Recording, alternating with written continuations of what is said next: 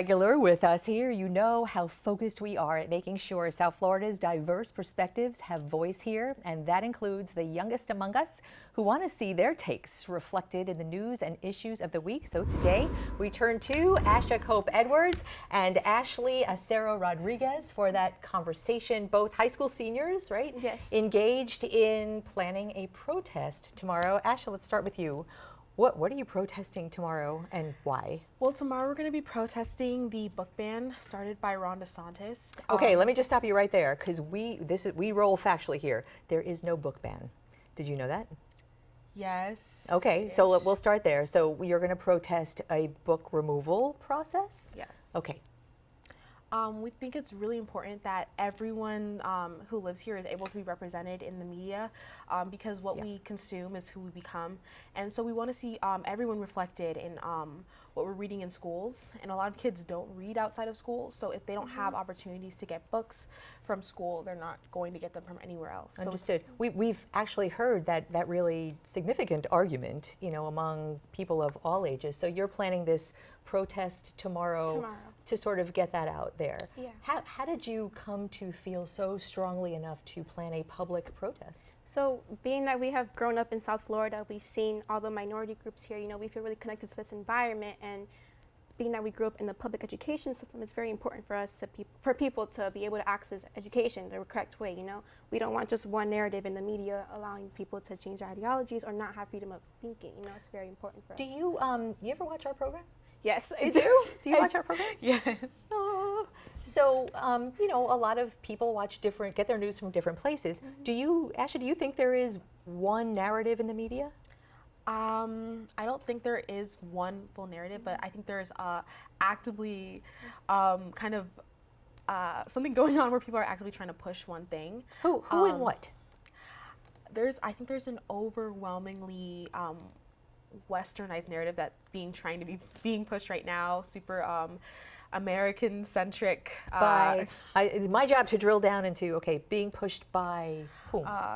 Current media. We see a lot of like our politicians now kind of an effort to kind of stop the voices of people who don't look like them or have different backgrounds. Do you feel like that too?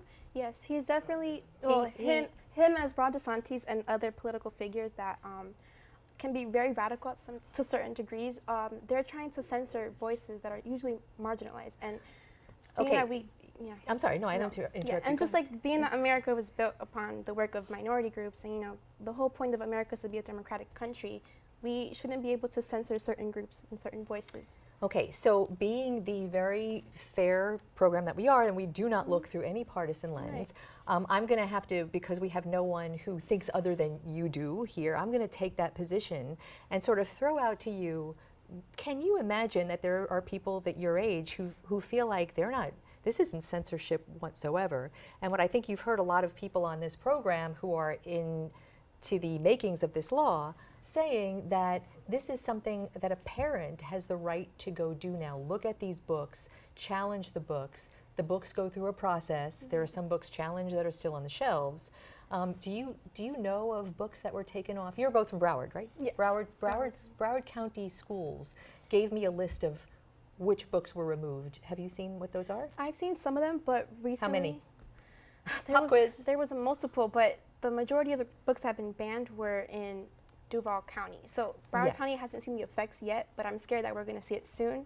And so we want to take action now. Okay, so there are three books in Broward, and I think three books in Broward according to the district, and 2 according to the state, and in Miami-Dade 3 books, titles removed. And all of them, I actually read through them.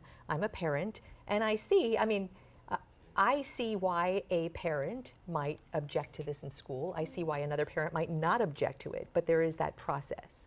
So as a student who has parents, what do you think about your parents' rights to monitor what you read in school? Well, I definitely think that. And you're a senior, so you know. Yeah, I definitely think it's important to, as a parent, to monitor what your child is reading. But at the end of the day, a child should be able, as kids, we're supposed to learn and read. And just because our parent doesn't agree with something that we're learning, it's stuff that we're going to learn anyways. When we go to school, our parents can't control what we're going to learn there or we're going to see there. So it's important that we're exposed and we have the option to be exposed. these books aren't being pushed down our throats. If a kid wants to read the book, they can, and if they don't want to read the book, that's also their prerogative. So that's an interesting perspective I want to take to you, Ashley. If you know, your parents may not agree with your perspectives on things, but do you think that because you are still their student, are you 18 yet? Yes. Okay, I so am. you're an adult, but you're still kind of their kid, Yes. because that's how it rolls.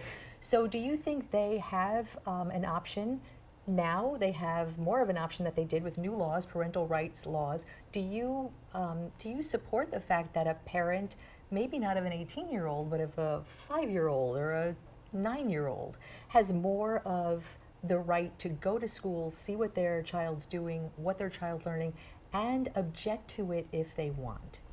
I say yes, but when it comes to the public education system, there are certain things that you may not align with in your core values that you have to just accept, because at the end of the day, you're going to a public education system. You know, you have your child in that school for a reason.